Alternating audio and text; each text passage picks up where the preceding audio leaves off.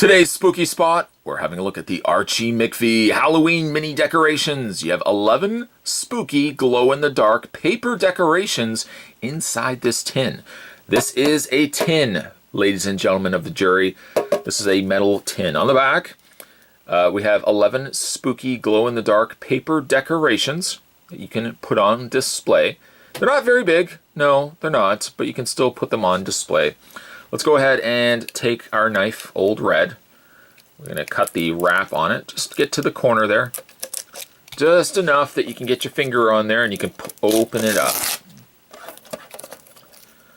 I should have actually taken the wrap off first, but I thought you guys would want to be part of that. It's an event after all. 11 spooky glow-in-the-dark paper decorations. I would also have called this emergency mini decorations because that's essentially what they are. They're just little decorations perfect for decorating a small office, desk, maybe your refrigerator. It's not something you would put out, say, outside. No one's going to see it. From a distance, the kids would be walking by and they're like, "Is that a cat? I can't even make out what that is. What is that? Billy, come here. What is that? I don't know. What is that? Why are we all talking the same?" Anyways, let's open up the tin. And again, it is a metal tin. I love how it's textured. Archie McPhee always delivers when it comes to textured tins. And let's examine some of the decorations, spooky decorations we have inside. We'll dump out the contents and then we'll examine. And let's go ahead, bring the camera down there. Okay, so first things first. We have a skeleton, and they look like they're all the same sort of color scheme. Kind of black and white, with a lot of orange in there, and orange borders. Remember doing these in school? Anybody? Is this something that's lost now on today's generation? But remember in school, you used to take these little push pins, you push them through, and you folded back the sides, the backs, and you could make everything movable. I used to do that with, I could make like little dogs, I could make little action figures. It was kind of sad, but I used my imagination. Is that something that a lot of kids have nowadays? Maybe not, I don't know. But the skeleton can move his arms. He can't move his head because, again, it's just paper. But at least he can move his legs. This one leg is a little loose. Maybe he's been dancing all night. Yada-da-da-da-da-da-da-da. Okay. So you have the skeleton. Nothing on the back. A little hole on the top so you can hang the skeleton. Next we have Happy Halloween. Also tabbed. Little holes on either side that you can hang this out. This would also be good if the mice family. And I haven't spoken to them in a while because, I don't know, we started arguing about how we wanted the house laid out. They wanted it one way. I wanted it another way. So we're not really speaking right now, but I really think Mr. Mouse and his family would think that this is perfect. It's a good size for a little small mouse household celebrating Halloween. I know most mouse households don't celebrate Halloween. They call it Orange and Black Day because they don't think it's appropriate for their small mouse children. But eventually when they come around and they want to decorate Halloween again, they can come talking to this guy. And I'll give them these little decorations. So we have Happy Halloween. And when you're finished, also, these are perfect. You can fold them up, and you can put them back in the tin, and you're ready for next year. What else do we have in here? We have ourselves a jack-o'-lantern. Kind of a jack-o'-lantern scarecrow. He only really moves at the top section here. He still has the string that you can have him hanging by a thread or string. Yeah. But again, like you can see, they all kind of share the same coloring, the orange, the white, and the black. Moving along. Ooh! We have also a cat. A black cat. My cat is like this, just black. That's about the only thing it shares with this cat. It does not have an orange background border around him. Every time my cat walks around through the house, I do not see an orange border around him. And he's not angry like this. My cat is very happy. And he comes into the room. He has his tail up like this, but that's because he wants me to pet him. This cat is not one that I think people would enjoy as a pet If it's always like this, go sit in the corner. Go use your litter box or something.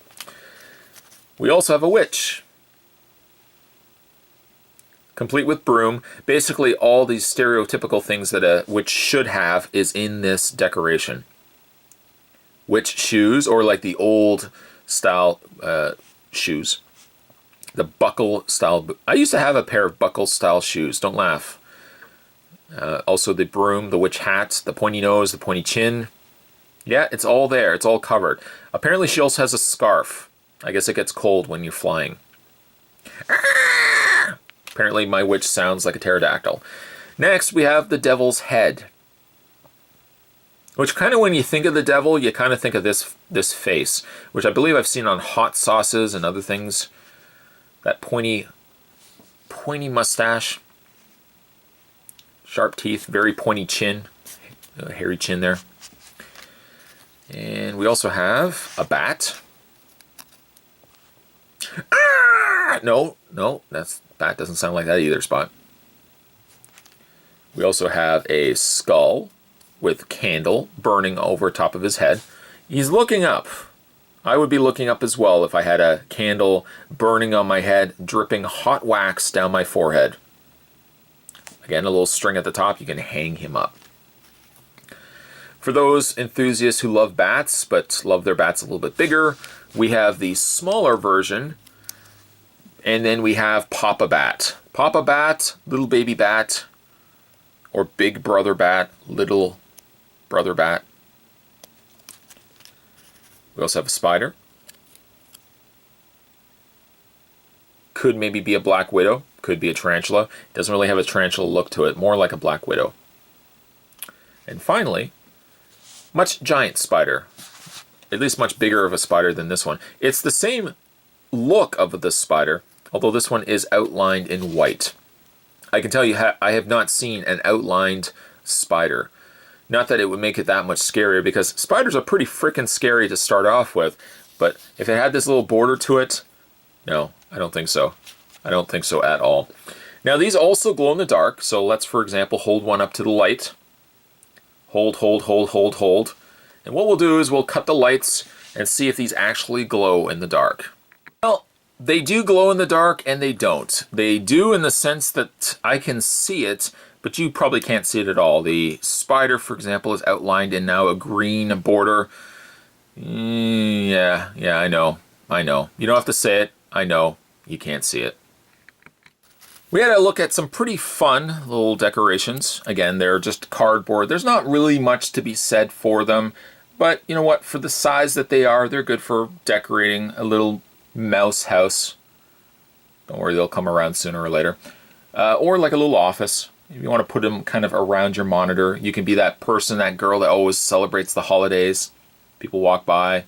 Happy Halloween! Yes, Margaret, happy Halloween. What are you going to be? I'm going to be a guy who's going back to work. Oh, you're silly. Yeah, they're fun little decorations. And again, when you're finished, you can put them back into their tin and close up shop till next Halloween. Today's spooktacular spot, we were looking at the Archie McPhee, it really should say emergency, but the Archie McPhee Halloween mini decorations. 11 spooky glow-in-the-dark paper decorations inside a tin. Hello? No, nobody's there. Stay tuned, guys. Spot's going to have more spookerific reviews heading to you this month of Spottober. Thanks for watching. See you next time.